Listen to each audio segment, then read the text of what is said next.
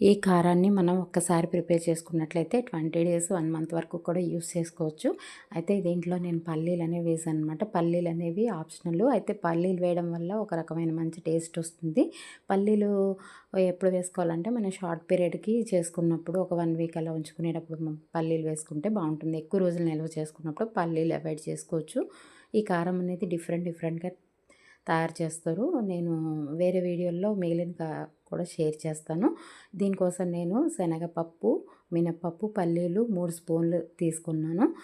ఆవాలు, జీలకర్ర, మెంతులు, ధనియాలు ఒక స్పూన్ తీసుకున్నాను.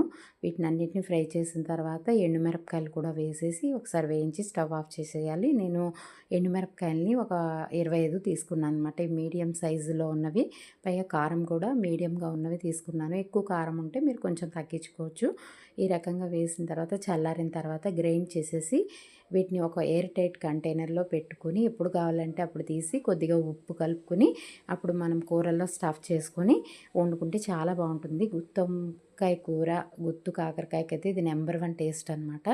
దొండకాయ, గుత్తు దొండకాయ, బీరకాయ అన్నిటిలో వీటిని స్టఫ్ చేసుకోవచ్చు.